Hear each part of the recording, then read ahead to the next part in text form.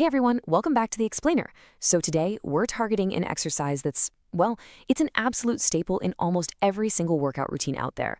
But here's the catch. It is incredibly easy to get entirely wrong. We're talking about the plank.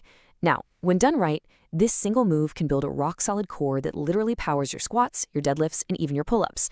But if you mess up your form, your plank instantly goes from a masterclass in core building to, honestly, a complete waste of time. So today, we're doing a comprehensive head-to-toe form audit. I'm going to enthusiastically walk you through the 10 most common mistakes that are actively ruining your core gains right now and exactly how to fix them. Okay, let's dive right into this. There's a saying I love. If your plank lasts longer than your playlist, you're probably doing it wrong. We see this all the time at the gym, right? People just falling in love with the stopwatch. They set a timer for 3, 4, maybe even 5 minutes, and they're just vibrating on the floor while their form completely collapses. Look, if your entire goal is just to outlast the timer, you're completely missing the point. Outlasting the clock with your back sagging and your shoulders collapsing, that isn't beast mode. It's game over. It's just a total waste of your time. So to fix this, we're going to break things down into 4 clear steps. First, we'll establish the core plank mindset. Second, we'll audit your upper body alignment mistakes. Third, we'll tackle lower body alignment mistakes. And finally, we'll bring it all together into the perfect plank formula. This whole structured approach is designed to efficiently build that rock-solid core without wasting a single second of your workout. All right, let's jump right into section 1, the core plank mindset, which is all about prioritizing tension over time. Now, to completely shift your focus away from that ticking stopwatch and redirect it toward the actual methodology of the exercise, we really need to talk about active tension. What's absolutely fascinating about this concept is how it redefines what you're actually supposed to be doing down there on the mat. One of the biggest mistakes we see in our audit is just letting your core take a nap. If your abs are just chilling out while you hold yourself up, absolutely nothing is getting built. You aren't challenging the muscle, you're just surviving gravity. So instead of just holding a static position, I want you to intentionally try to drag your elbows backward toward your toes and your toes forward toward your elbows.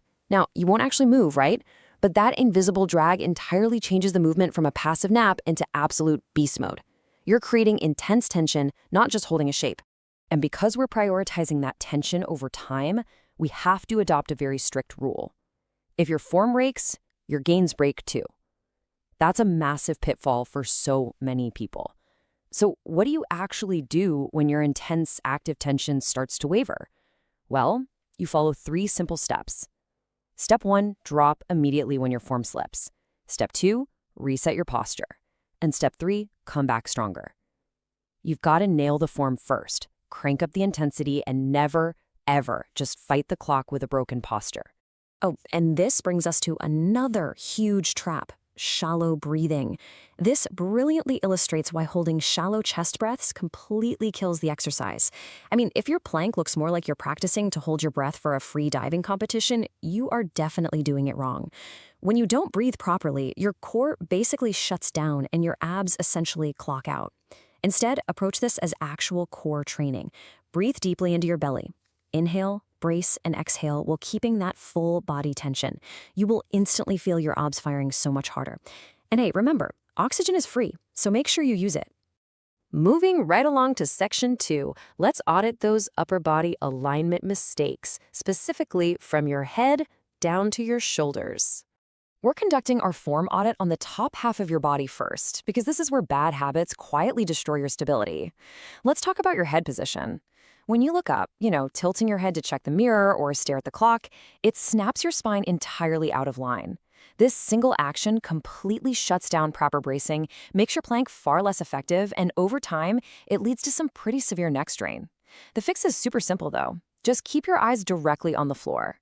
This keeps your head facing down, your spine perfectly straight, and ensures absolutely zero neck strain, so you can focus entirely on bracing.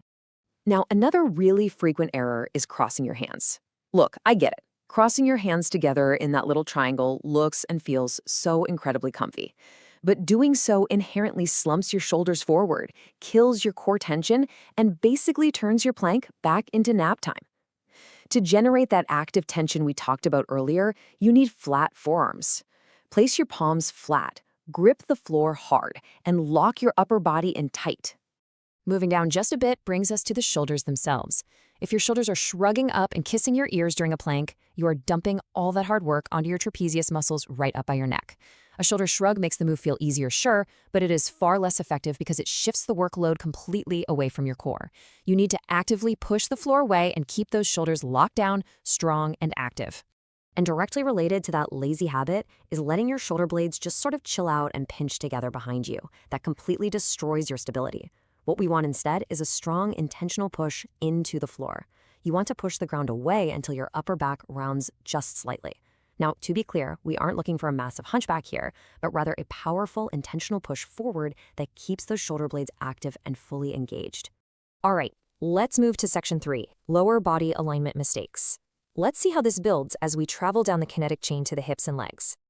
Traveling right down that chain brings us to perhaps the most dangerous error of all, sagging hips.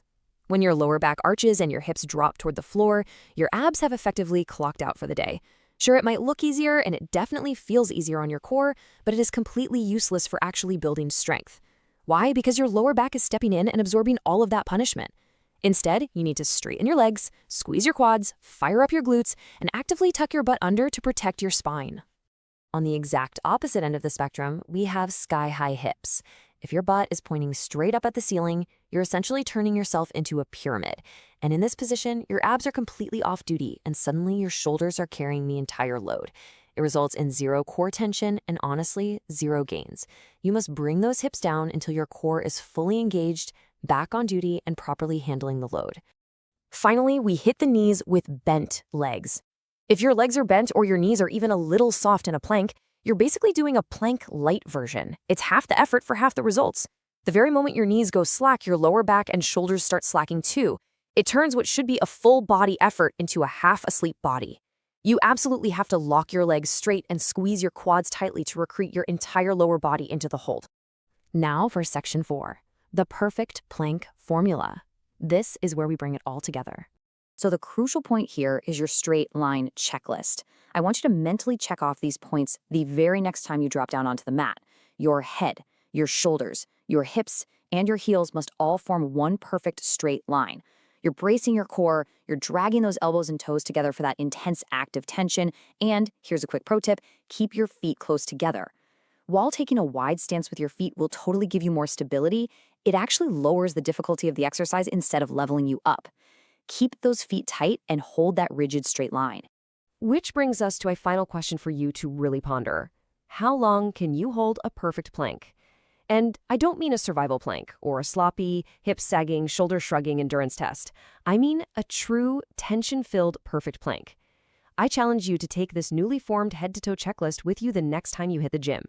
Literally drop the timer, focus entirely on your form, and just see how long you can truly maintain active tension before your form slips. So what does this all mean for your next workout? It means the real gains are finally about to begin. Thanks so much for joining me on this explainer, and I will catch you on the next one.